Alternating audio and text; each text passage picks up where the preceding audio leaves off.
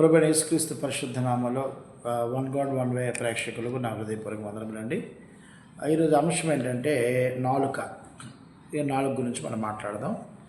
పరిశుద్ధ గ్రంథంలో ఈ నాలుగు గురించి ఏం రాయబడిందంటే సామెతల గ్రంథము 18వ అధ్యాయం 21వ వచనంలో, సామెతల గ్రంథము 18వ అధ్యాయం 21వ వచనంలో జీవ మరణములు నాలుక వశము అన్నాడు. అంటే ఒక వ్యక్తి భూమి మీద కొన్ని దినాలు జీవించాలన్నా, లేదా ఈ లోకంలో జీవించి నిత్య జీవాన్ని చేరాలన్నా ఈ నాలుక అనేది చాలా జాగ్రత్తగా కాపాడుకోవాలి. రెండవది ఏమిటంటే మరణము అన్నాడు. అంటే మరణము అంటే నిన్ను భౌతికమైన మరణము అంటే అర్ధాయుషుతో కూడా అర్ధాయుషుని ఇచ్చేది ఈ నాలుకే, రేపు నిత్య నరకాన్ని తీసుకెళ్ళేది కూడా ఈ నాలుకే. జీవ మరణములు నాలుగు వశము అన్నాడు. కాబట్టి చాలామంది నోరు ఉంది కదా అని ఏది పడితే అది మాట్లాడుతూ ఉంటారు, ఏది పడితే అది పేలుతూ ఉంటారు. దానివల్ల నీకు కలిగే నష్టం ఏంటి అంటే నీకు తెలియకుండానే నువ్వు మరణం కిందకి వెళ్ళిపోతున్నావు అని అన్నాడు. కాబట్టి జీవ మరణములు నాలుగు వశము. చాలామంది ఇది ఏం చేస్తారంటే నాలుగు ఉంది కదా అని చెప్పి ఏది పడితే అది మాట్లాడుతూ ఉంటారు, నోరు ఉంది కదా అని చెప్పి ఏది పడుతుంది మాట్లాడుతుంటారు. చిన్న పెద్ద అని ఏమీ చూడకుండా కొంతమంది అయితే అధికారం ఉందని అధికార దాహంతో నోటుకి వచ్చినట్టు ఏది పడుతుంది మాట్లాడుతూ ఉంటారు. ఏమంటే కొంతమంది కులభావము అంటే నేను అగ్ర కులస్తుని అని చెప్పి నోరు ఉంది కదా నా నోటితో ఏది పడితే అది చులకనగా మాట్లాడతారు. అలాగే ధనవంతులు ధనహీనులు అంటే పేదవారి పట్ల నోరు ఉంది కదా అని చాలా తక్కువ చేసి మాట్లాడుతూ ఉంటారు. నువ్వు మాట్లాడిన ప్రతి మాట కూడాను ఆ నోటి మాటతోటే నువ్వు దేవుని యొద్ద శాశ్వతంగా జీవించాలన్నా లేదా నిత్య నరకానికి వెళ్ళాలనేది దేవుడి నోటి మాట బట్టే నేను తీర్పు తీరుస్తాడని గ్రంథకర్త సెలవిస్తూ ఉన్నాడు. యోబు గ్రంథము 20 అధ్యాయము 12వ వచనంలో యోబు గ్రంథము 20 అధ్యాయము 12వ వచనం మనం ఆలోచన చేస్తే, చెడుతరము వారి నోటికి తీయగా నుండెను, వారు నాలుక క్రింద దాన్ని దాచిపెట్టిరి, దాన్ని పోనీయక భద్రము చేసుకొనిరి, నోట దాన్ని నుంచుకొనిరి అన్నాడు. చూసారా ఎంత భయంకరమైనటువంటి వీళ్ళంటే. నోటిలోన చాలామంది వాళ్ళ పని ఏంటంటే తెల్లవారు రాత్రి వరకు ఎదుటోడు మీద చాడీలు చెప్పుకోవడము, ఎదుటోడు నేరం చేయకపోయినా వాడు నేరం చేశాడని చిత్రీకరించడము, లేనిది ఉన్నదన్నట్టు చెప్పడం అనేది కొంతమందికి అదొక అలవాటు. అంటే ఆ చెడుతనం అనే అలవాటు ఈ ఎదుటి వ్యక్తి మీద నిందలు వేయడానికి లేదా లేనిది చెప్పడానికి ఇష్టపడతారు. వాళ్ళు ఏంటంటే తీయదనంగా వారికి నచ్చుతుంటుంది అనమాట. కాబట్టి అది ఏం చేస్తారంటే వీరు మరి మారరు. అలాగే దాన్ని నోటి కింద అంటే నాలుగు కింద ఆ మాటలు భద్రం చేసుకొని ఎప్పుడెప్పుడు ఈ వ్యక్తి మీద చెడు చెప్పుదామని ఆలోచన చేస్తూ ఉంటారు. ఇది భార్య భర్తల్లో కనబడుతుంది, కుటుంబ సభ్యుల్లో కనబడుతుంది, అన్నదమ్ముల మధ్య కనబడుతుంది, ఆ బంధువుల మధ్య కనబడుతుంది, అలాగే రాజకీయ నాయకులు ప్రతిపక్షాల మీద కనబడుతుంది, అలాగే ధనవంతుడు బీదవారి విషయంలో కనబడుతుంది. ఇలాగా వాళ్ళ పని ఏంటంటే ఒకటే పని, ఇక వారు సరి చేసుకోరు. చెడుతనము అంతరంగంలో పెట్టుకొని నోట నుండి దాన్ని పలుకుతూ తమ జీవితాన్ని ఆ విధంగా కొనసాగుతూ ఉంటారు. వీరెవరు కూడాను నిత్య జీవం అంటే శాశ్వతంగా నిత్యత్వానికి వెళ్ళే అవకాశమే లేదు. అందుకే అంటాడు దేవుడు, నీ నోటి మాట వలన వచ్చే ప్రతి మాట కూడాను నేను విమర్శన చేసినప్పుడు నువ్వు నాకు లెక్క అప్పచెప్పాలి అన్నాడు. కాబట్టి ఈరోజు నోరు ఉందని చాలామంది మాట్లాడతారు. కొంతమంది అయితే మేలు చేసినప్పటికి కూడాను ఆ మేలుకి కృతజ్ఞత భావం లేకుండా ఆ వ్యక్తి మీదే చెడుగా చెప్పే సందర్భాలు కూడా లోకంలో చాలామంది ఉన్నారు. అదేమన్నాడు 14వ వచనంలో, అయినను వారి కడుపులో వారి ఆహారము పులుసుపోవును, అది వారి లోపట నాగుపాముల విషమగును అన్నాడు. గ్యాస్ట్రిక్ అనేది వచ్చినప్పుడు లోపల నుండి పొల్ల తేనుపులు ఎలాగైతే వచ్చి ఇబ్బంది పడుతూ ఉంటుందో, అజీర్తి జరగకుండా ఒక విషయంలాగా అది పనిచేస్తూ ఉంటుంది. అది ఆ గ్యాస్ట్రిక్ ఉన్నోడికి అడుగుతూ వస్తుంది. ఆ గ్యాస్ ఫామ్ అయిన తర్వాత పొల్ల తేనుపు అనేది నోటు ఉండి వస్తుంటుంది అనమాట. అదొక విష పదార్థం. అది మళ్ళీ ప్యాంట్ ఆఫ్ డి కానీ, ఉమి కానీ, లేకపోతే ప్యాంట్ ఆఫ్ డిఎస్ఆర్ కానీ ఇలాంటి దానికి సంబంధించిన మందు వేసుకున్నప్పుడు అది కంట్రోల్ అవుతుంది. కానీ అది పోదు. అది మళ్ళీ మళ్ళీ అది అజీర్తి ఎక్కువైనప్పుడు అది మళ్ళీ రిపీట్ అవుతుంటుంది. వీళ్ళు కూడా అంతే. వీళ్ళు కనీసం ట్యాబ్లెట్ అయినా కంట్రోల్ చేస్తుంది, కానీ ఈ యొక్క గ్యాస్ట్రిక్కి వీళ్ళు నోరుకి మాత్రం కళ్ళని వేరేయరు. వాళ్ళు ఎందుకంటే వారి హృదయం అంతరంగము విషంతో నిండిపోయింది. ఆ విషం నిండిపోయినటువంటి ఆ ఆలోచనలతోటి నోటు నుండి ఆ మాటలను పలుకుతూ ప్రజల్ని ఇబ్బంది పెడుతూనే ఉంటారు. కొంతమంది చూడండి, గ్రామాల్లో కానీ మనం వీధుల్లో కానీ మన ఇరుగు పొరుగు వారి పని వాళ్ళని తెల్లవారు మొదలు రాత్రి వరకు వాళ్ళు అదే పనిగా ప్రవర్తిస్తూ ఉంటారు. మనం అంటూ ఉంటాం, అబ్బా ఏమిటి బాధ, ఎందుకు ఈ పక్క ఉన్నాం, ప్రశాంతత లేకుండా ఉన్నాం, ఎక్కడికి దూరంగా వెళ్ళిపోతే బాగున్ను అనే ఆలోచన కూడా పుడుతూ ఉంటుంది. దానికి కారణం ఏంటంటే వారు మాటలు వారి విషయం అయిపోయేది వారి నోరంతా కూడా సంగతి గ్రంథకర్త మనకు సెలవిస్తూ ఉన్నాడు. కాబట్టి నాలుక ఏం చేస్తుంది అని అంటే మనుషుల మీద దోషారోపణ చేయిస్తుంది, నిందలేయిస్తుంది, చెడుతనం చేయిస్తుంది అనే సంగతి గ్రంథకర్త సెలవిస్తూ ఉన్నాడు. అలాగే మనం కీర్తన గ్రంథము 5వ అధ్యాయము, కీర్తన గ్రంథము 5వ అధ్యాయము 9వ వచనము మనం ఆలోచన చేస్తే, కీర్తన గ్రంథము 5వ అధ్యాయము 9వ వచనంలో, వారి నోట యథార్థత లేదు, వారి అంతరంగము నాశనకరమైన గుంట. ఎదురువాడు నాశనం అయిపోతే ఎంత బాగుండో అని మన కన్నులు ఎదురు చూస్తుంటాయి. ఎందుకంటే వారి నోరు యథార్థమైన మాటలు పలకవు. కారణం ఏంటంటే అంతరంగము లోతైన గుంటట, చెడుతనముతో నిండిపోయింది. అది ఇచ్చకములు అంటే గొడవలు పట్టించే పరిస్థితి. కొంతమంది నోటి మాట చేత అయితే మనుషులు ఎంతగానో బాధిస్తూ ఉంటారు. ఆ మాటలు విన్నప్పుడు ఎంతో బాధ అనిపిస్తుంది. వాళ్ళు అంటారు, ఎవరైనా నువ్వు కొట్టేసినా ఒక దెబ్బ పర్వాలేదురా, ఆ గాయం మానిపోతుంది, కానీ నువ్వు మాట్లాడిన మాట ఉంది చూసావా, అది నీ నోట నుండి వచ్చింది, ఆ మాట నా అంతరంగంలో దుమ్ము విరిపేసిందిరా, నేను మీతో సమాధాన పడలేను అని అంటారు. కాబట్టి నాలుక అనేది చాలా మంచి అవయము, కానీ దేవుడు మంచి కొరకు దాన్ని ఉంచాడు. ఈ నాలుకతో మన తోటి వారిని ప్రేమగా పలకరిపిస్తే, వారికి ప్రేమగా వారిని సన్మానించే మాటలు మనం మాట్లాడినప్పుడు, మృదువుగా వారు మాట్లాడినప్పుడు ఎంతో హాయి ఉంటుంది.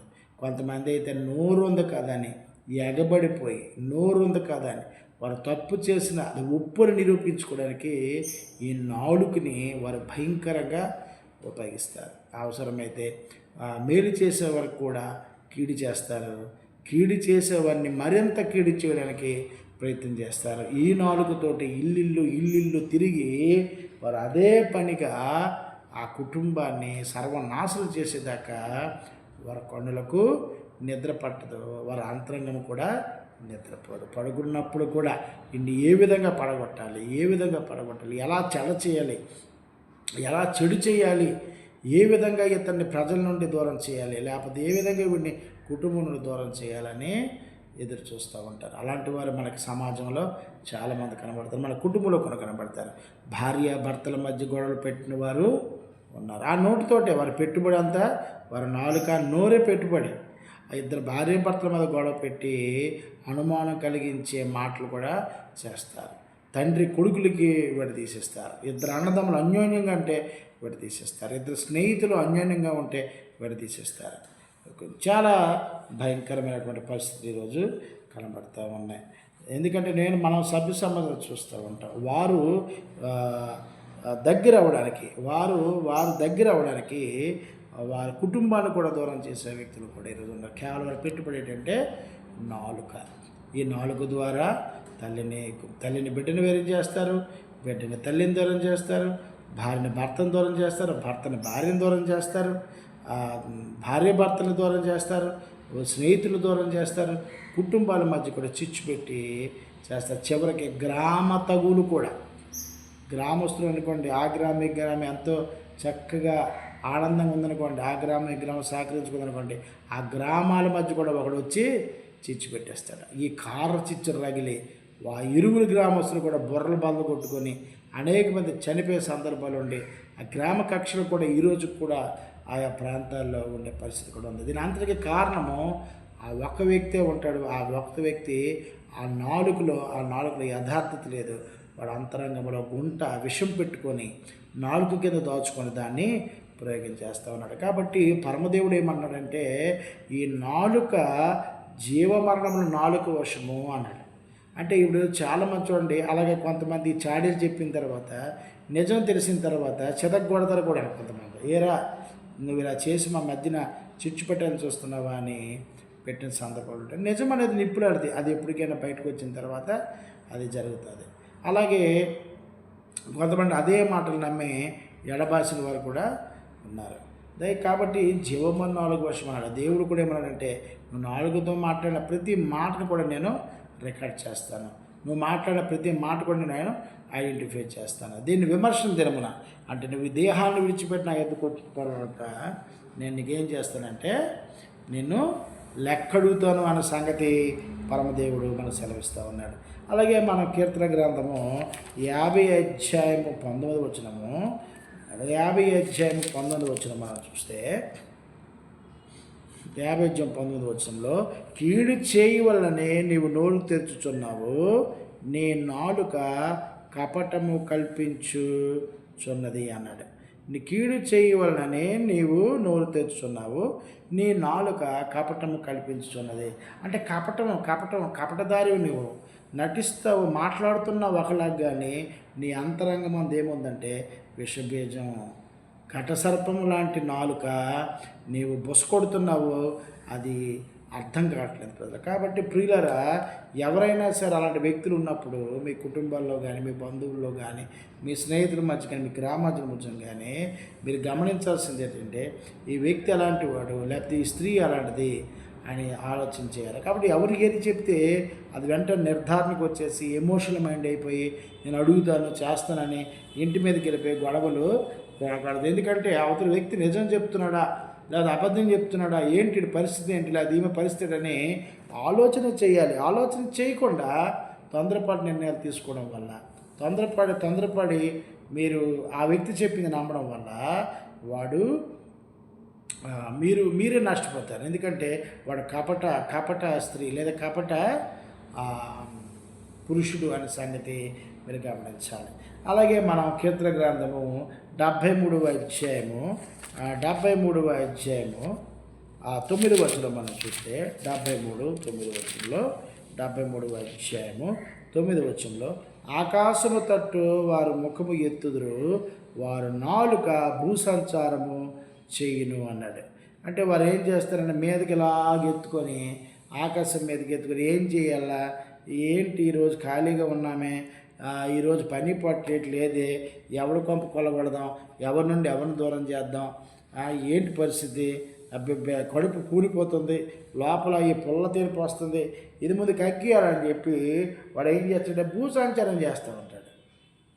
భూసంచారం అంటే ఈ వీధి నుండి అది, ఆ వీధి నుండి అవి. ఎందుకంటే లేదా ఆ స్త్రీకి లేదా పురుషుడికి అది మనసులో గొలిపేస్తుంటుంది. ఏం చేయాలి, అయ్యి బాబాయ్ నాకు జరగాలంటే ఏం చేయాలంటే ఇదిగో కొంపలు కోల్చాలి అని ఇక్కడ నుండి అక్కడికి అలాంటి వ్యక్తులతో తస్మాత్ జాగ్రత్త అని గ్రంథంగా చెప్తుంటే వాళ్ళ జీవ మరణములో వాళ్ళ 4 వర్షాలు ఉన్నాయని సంగతి మర్చిపోయి వారు భూసంచారం చేసి కుటుంబాలని పాడు చేసే పరిస్థితి ఉన్నారు. ఈరోజు అలాంటి మాటలు విని అనేక మంది మనకూడదు కానీ కొన్ని సంవత్సరాలు కుటుంబాలు దూరం అయిపోయి నేటికి కూడా కలవని కుటుంబాలు ఈరోజు ఉంటాయి. ఇలాంటి భావన ఎక్కువ పల్లెటూరులో మనకి ఎక్కువ కనబడుతుంది. అలాగే అంటే ప్రతి చోట ఉంటుంది, కానీ పల్లెటూరులో మరీ ప్రెస్టేజ్కి వెళ్ళిపోయి ఈ మాటలను బట్టి వెళ్ళిపోతారు. కానీ ఆ మధ్య వ్యక్తి మాత్రం ఎంతో ఆశిస్తుంటాడు, ఆనందిస్తుంటాడు. ఆహా, నా వల్ల ఒక కుటుంబం సర్వనాశనం అయిపోయింది రా బాబా, ఐఎమ్ హ్యాపీ. కానీ ఇతరు మాత్రం బయటికి నీతిమంతుడిలాగా, భక్తిపరుడిలాగా, గొప్ప జ్ఞానవంతుడిలాగా, మంచివాళ్ళలాగా లేదా మంచిగల స్త్రీగా, మంచిదానిలాగా ప్రవర్తిస్తూ ఉంటుంది. కానీ వీరి పని ఏంటంటే భూసంచారం చేసి కొంపలు కోల్చడము వీరి పని. ఎందుకంటే జీవమరణములు వారి వశంలో ఉన్నాయని సంగతి తెలియదు. కుటుంబాన్ని మేలు చేద్దామని కానీ, కుటుంబాన్ని ఒక మంచి పద్ధతిలో పెడదామని కానీ, కుటుంబాన్ని కలుపుదామని కానీ వీరు ఆలోచించే పరిస్థితి లేదని గ్రంథకర్త సెలవిస్తూ ఉన్నాడు. రోమిలికి రాసిన పత్రిక 3వ అధ్యాయము 13వ వచనంలో, రోమిలికి రాసిన పత్రిక 3వ అధ్యాయము 13వ వచనంలో, వారి గొంతుక తెరచిన సమాధి వారి నాలుకతో మోసము చేయుదురు, వారి పెదవుల క్రింద విషసర్పం ఉంది అన్నాడు. వాళ్ళు ఎంత తీగా మాట్లాడతారంటే వాళ్ళ ముఖ కదలికలతోటి అమాయకంగా ఫేస్ పెట్టి, ఇలాగ అమాయకంగా మేసి పెట్టి, ఏమి ఎరగిన వాళ్ళగా నా ఎంత భక్తిపడు, లేదా నా ఎంత గుణవంతుడు, లేదా నా ఎంత భక్తిపడు, నా ఎంత గుణవంతుడు ఈ భూప్రపంచం మీద లేడు, నేను మాత్రమే యేసుక్రీస్తుకి ప్రియశిష్యుడిని, దేవునికి ఇష్టమైన కుమారుడిని అనే భావంతో బ్రతుకుతారు. కానీ వీళ్ళు ఏం చేస్తున్నారంటే, వీళ్ళ ఆలోచన ఏంటంటే, వారి గొంతుకు తెరచిన సమాధి ఎలాగైతే మనం తెరిచినప్పుడు ఆ చనిపోయినటువంటి వ్యక్తి యొక్క అస్థిపంజరాలు ఉంటాయో, వీడి అంతరంగంలో కూడా వారి చావుని కోరుకునే వ్యక్తి. కాబట్టి చేయుదురు సమాధి, తమ నాలుకతో మోసము చేయుదురు, వారి పెదవుల క్రింద సర్ప విషం ఉన్నది అన్నాడు. వారి నోటి నిండా శపించుటయు పగ ఉన్నది. వీళ్ళు పగ పెట్టుకుంటారు, శపిస్తారు, లోపల అంతరంగంలో కుమిలిపోయి ఆ కుటుంబాన్ని నాశనం కోల్పోతారు. ఇది చాలామంది ఇదే పరిస్థితి. చాలామంది మనం చూస్తున్నాం, మన సమాధిలో కనపడుతూ ఉంటారు. దేవుడు చెప్తున్నాడు, అలాంటి వారితో మీరు తస్మత్ జాగ్రత్త. వారు మోసం చేయడానికి బయలుదేరారు, సంచారం చేస్తున్నారు. వాళ్ళు కపటమైన వారు ఇచ్చకములు ఆడతారు, మీకు చెడు చేస్తారు. అలాంటి వారు అలాంటి వారి మాటల లోకం అంతా కూడా వింటోంది. ఈరోజు ఇందులో కదా రాజకీయ నాయకుల్లో ఉన్నారు, అది పెద్ద పెద్ద ఉద్యోగస్తుల్లో ఉంటారు, అలాగే అగ్రకులస్తులమని చెప్పుకొని మామూలు సాధారణమైన సామాజిక వర్గాన్ని కూడా టార్గెట్ చేసి మాట్లాడే ఉంటారు. నీవెంత, నీ బతుకెంత అని మాట్లాడేవారు ఉంటారు. రకరకాలుగా మనం చూస్తూనే ఉంటాం. నిత్యము మనం ఈరోజు ఈ సోషల్ మీడియా వచ్చిన తర్వాత మరింతగా చూస్తూనే ఉంటాం. ఎవరు ఏం మాట్లాడతలేదు, కానీ విషయం ఏంటంటే అలాంటి వారి మాటల్ని ప్రజలు విశ్వసిస్తారు. రక్త సంబంధికులు కూడాను ఒక 25-30 సంవత్సరాలు ఒకే కుటుంబంలో ఇద్దరు అన్నదమ్ములు పెరుగుతారు. మధ్యలో వచ్చిన వ్యక్తి ఒక మాట చెప్పగానే, అరే నా బ్రదర్ అలాంటి వాడు, లేకపోతే నా తల్లి అలాంటిదే, లేకపోతే నా చెల్లెలు అలాంటిదే, లేకపోతే నా బావగారు అలాంటి వాడు, నా భర్త లాంటి వాడు అని కనీసం ఒక నిమిషం కూడా ఆలోచించకుండా ఆ వ్యక్తి చెప్పింది వెంటనే రిలీజ్ అయిపోయి ఇది నిజమే కావాలి అనుకొని వారి మీద తప్పుడు అభిప్రాయానికి వచ్చి ఈ వ్యక్తి చెప్పిన మాటల్ని వారు నమ్మి కుటుంబాలు పాడైపోతున్నారు. వాస్తవానికి ఆలోచించండి. ఆ వ్యక్తి పని అది. రేపు ఆ వ్యక్తుల పని ఏంటంటే ఇదే పని అనమాట. ఇదే వారి జీవితం అంతా కూడా తప్ప వారికంటూ ఒక యాంబిషన్ కానీ ఒక గోల్ కానీ ఏముండదు. వీళ్ళు కాబట్టి వాళ్ళు జాగ్రత్తగా ఉండమని గ్రంథకర్త సెలవిస్తూ ఉన్నాడు. యాకోబు రాసిన పత్రిక వీళ్ళు చేసి ఏం చేస్తారంటే అతిశయిస్తారట. యాకోబు రాసిన పత్రిక 3వ అధ్యాయము, యాకోబు రాసిన పత్రిక 3వ అధ్యాయము 5వ వచనంలో,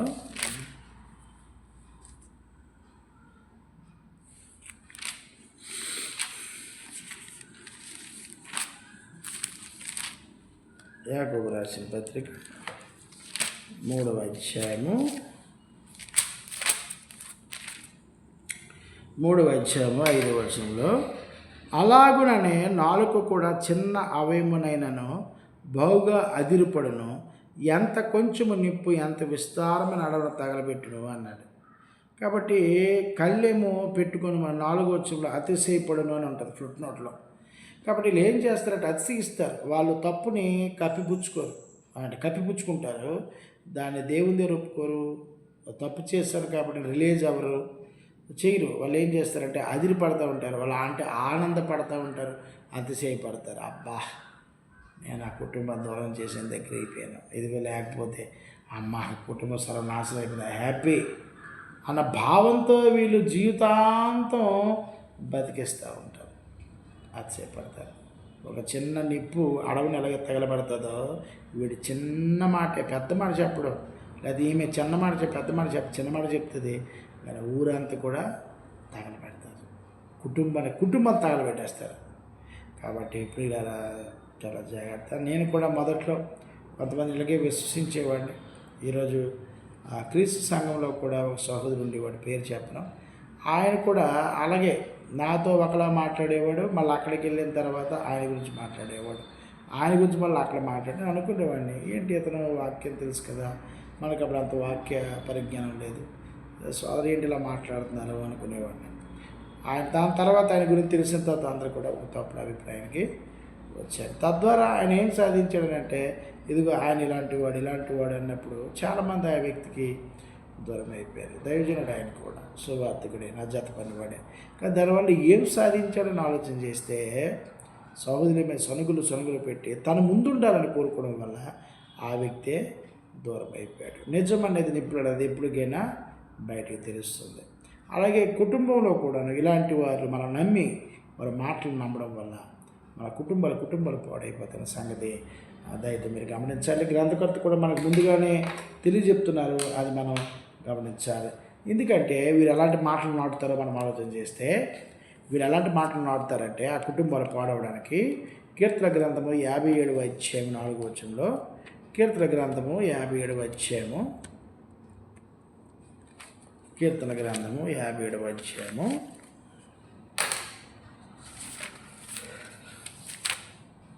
57వ అధ్యాయము 4వ వచనంలో, నా ప్రాణము క్షమించాలి, కీర్తన గ్రంథము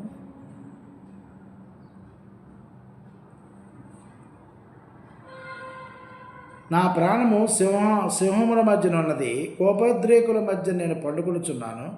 వారి దంతములు శూలములను అవి అంబులు, వారి నాలుక వాడిగల కత్తి అన్నాడు. ఎలాంటిది అంటాడు? వాడిగల కత్తి. దంతాలు, సింహం దంతాలు పదునుగలవి, అది ఒక్కసారి దూరిపోద్ది. కానీ వీడి మాటలు మాత్రం ఎలా ఉంటాయంటే కత్తి వంటివి అన్నాడు. అంటే ఒక్క మాటతో నిన్ను ఆ వ్యక్తిని దూరం చేస్తాడు. నటిస్తారు, కుయుక్తులు చేస్తారు. ఆ మాటలు నమ్మకూడదు. వాళ్ళు ముసలి కన్నీళ్ళు కారుస్తారు. ముసలి ఎలాగైతే కన్నీరు కార్చి తన ఆహారాన్ని సంపాదించుకుంటుంది. ఆ పిల్లప్పుడు కథ విన్నాము, కోతి మొసలి కథ.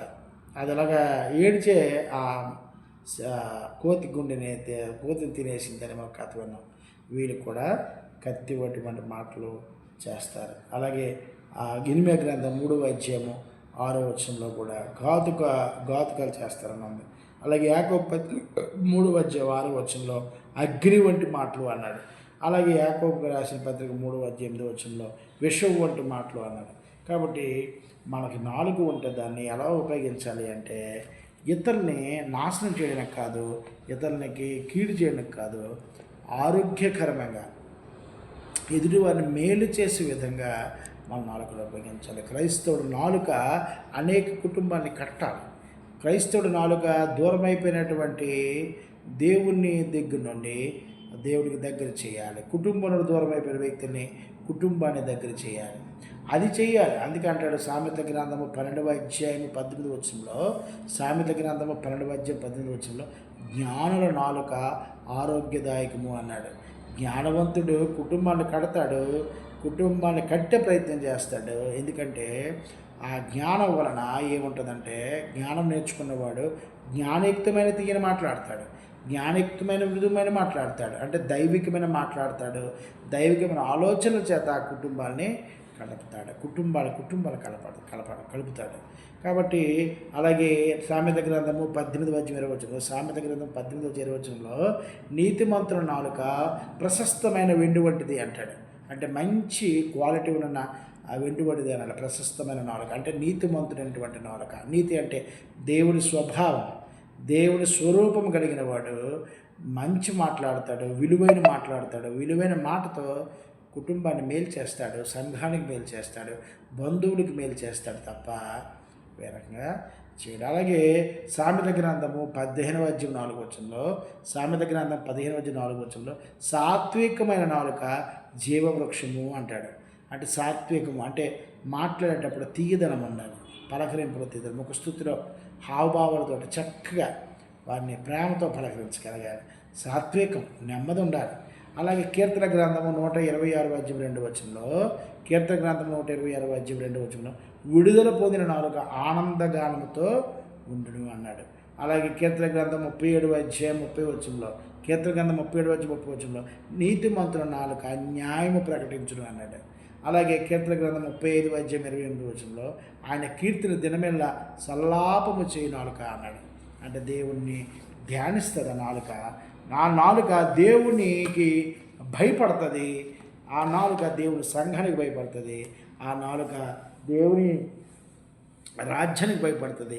ఆ నాలుక క్రీస్తు ప్రభు నా అధికారి, నా ప్రభువు, నా హృదయ పాలకుడు అని, నా రాజు అని విశ్వసించిన నాలుక నెమ్మదిని, మృదువును, సాత్వికను కోరుకుంటుంది. నిజంగా క్రీస్తు నీలో ఉన్నట్లయితే, క్రీస్తు స్వరూపం నీలో ఉన్నట్లయితే, క్రీస్తు సంఘంలో సభ్యుడు అయితే, క్రీస్తు సంఘంలో సభ్యురాలు అయితే, నీ నాలుకను నువ్వు ఎలా ఉపయోగిస్తున్నావు? కుటుంబాన్ని పాడు చేసి ఆనందపడుతున్నావు అంతరంగంలోనా? సంఘాన్ని పాడు చేయడానికి ఉపయోగిస్తున్నావా నీ నాలుకని? భార్య మరదలు చిచ్చుపడ్డానికి ఉపయోగిస్తున్న నాలుకని? తల్లి బిడ్డలకు వేరు చేయడానికి ఉపయోగిస్తున్న నాలుకని? సహోదరుల మీద చిచ్చుపడడానికి ఉపయోగిస్తున్న నాలుకని? ఇద్దరు స్నేహితుల్ని విడదీయడానికి ఉపయోగిస్తున్న నాలుకని? కుటుంబాలు పాడు చేయడానికి ఉపయోగిస్తున్న నాలుకని? తద్వారా నీకు ఫలితం జీవ మరణముల నాలుక వశము. నీవు మాట్లాడిన ఈ నాలుకను బట్టి దేవుడు నేను తీర్పు తీర్చడానికి సిద్ధంగా ఉన్నాడు. తస్మత్ జాగ్రత్త. క్రీస్తు స్వరూపం నీలో ఉంటే, నువ్వు దేవుని కుమారుడు, దేవుని కుమార్తె అయితే, ఆ నాలుకని దేవుని వాక్యానుసారంగా నువ్వు నీతిమంతుడు అయితే ఆ విధంగా నువ్వు నన్ను ఉపయోగించాలి. లేదంటే ఆ నాలుగు నీ మాట బట్టి దేవుడు తీర్పు తీరుస్తుంది లేఖనాధారంగా మనకు సెలవిచ్చున్నాడు. ప్రియులారా, ఈ వీడియో చూస్తున్న వీక్షకులందరూ కూడా ఈ మాటలు బైబిల్లో రాయబడిన విషయాలు మీకు చెప్పాను. దీన్ని నోట్స్ ద్వారా దీన్ని రాసుకోండి. ఒకసారి మళ్ళీ దాన్ని స్టడీ చేయండి. ఇక మీద మాట్లాడినప్పుడు ఈ నాలుగు దేవుడి వశంలో ఉన్నది. ఇది దేవుడి వశంలో ఉంటే నేను నిత్య జీవనానికి వెళ్తాను. దేవుడి వశంలో లేకుండా నా వశంలో లేదు మాట్లాడతాను, నిత్య నరకానికి వెళ్తాను ఆలోచన చేసి సరి చేసుకొని ముందుకు కొనసాగవలసిందిగా మీ అందరికీ ప్రభుత్వం. ఈ వీడియో నచ్చితే లైక్ చేయండి, షేర్ చేయండి, కామెంట్ చేయండి. మీ అభిప్రాయాన్ని నాకు తెలియజెప్పండి. మీ అందరికీ